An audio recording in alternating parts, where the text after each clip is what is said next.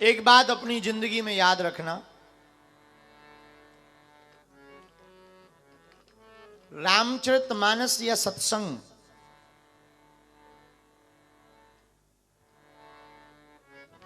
ये हमारे जीवन के जीने के सूत्र हैं। कोई कहानी नहीं है कि राम जी थे बन गए। देखो, राम जी बन गए तो राम जी बन गए।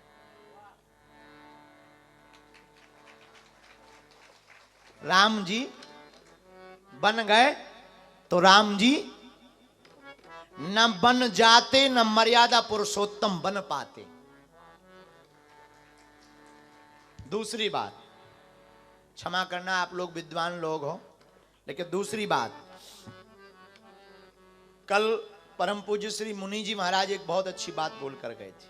अंग्रेजी के 3 शब्द, हमारी अंग्रेजी तो बहुत हाई लेवल की है, तो अपन ने फिर गुड़ा भाग रात को लगाया सुनने के बाद। ऋषिकेश वाले श्री मुनि जी, संत जीवन में या कोई गुरु जीवन में आता है या किसी गुरु के प्रति श्रद्धा जागती है तो 3 चीजों में सुधार होता है। हम ऐसा रात को सोच रहे थे, जो वो बोल के गए उनके अंग्रेजी के शब्द हमने उठाए महाराज जी के, कल्चर, नेचर और फ्यूचर।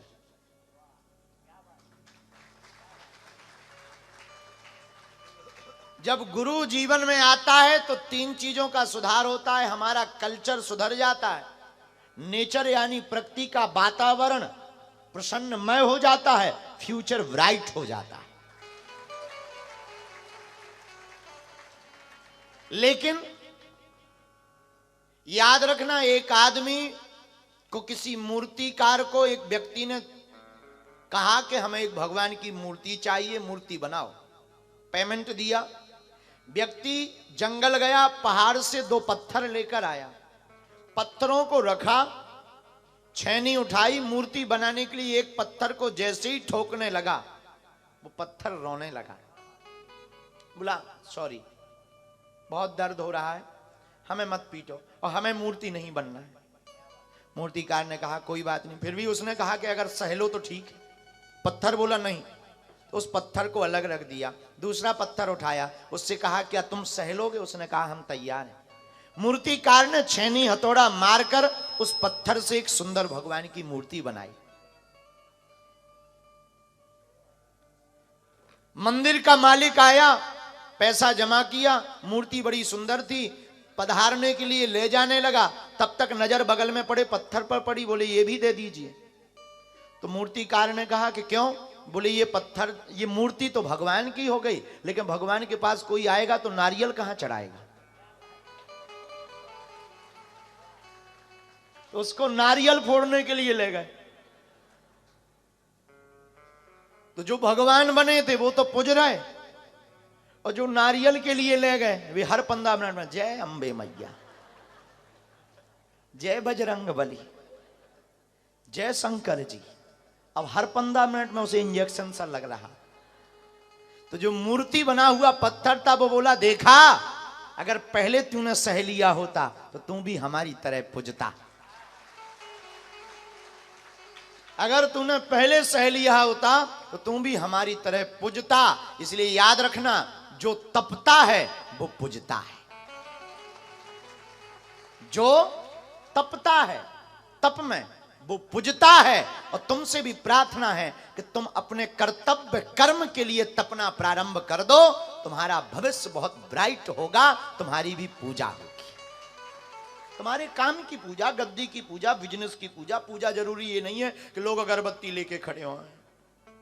नहीं नहीं नहीं, पूजा का मतलब है कि आप तपोगे तो आप, तपने का मतलब अपने आप को कसौटी पर खरा उतारोगे। और निश्चित रूप से सोना तब तक पहनने योग्य नहीं होता जब तक वो तपता नहीं। जब वो तप जाता है तो वो सोना गल करके तप कर जब आभूषण बनता है तब पहनने योग्य होता है। वही हम तुमसे मेरे पागलों कहना चाहते, जिंदगी में संघर्ष हो, घबराना नहीं। याद रखना, इन संघर्षों को अपनी निजी जिंदगी में मत आने देना। संघर्ष को संघर्ष बनाकर राम की भांति, अरे हम तुमसे कहते हैं, तुम लोग हमारे पास आते हैं, हम बहुत संकट में हैं, परेशान हैं, भगवान श्री राम का चरित्र उठाओ, उनका 100वां भाग नहीं है तुम्हारी जिंदगी में दुख, 100वां भाग। विचार करो, तुम राम जी की जगह हम आपको खड़ा करें 2 मिनट के लिए, आपको कल राजा बनना हो, सुबह से तुम्हें वनवास भेज दिया जाए, क्या आप बन जाओगे? हैं?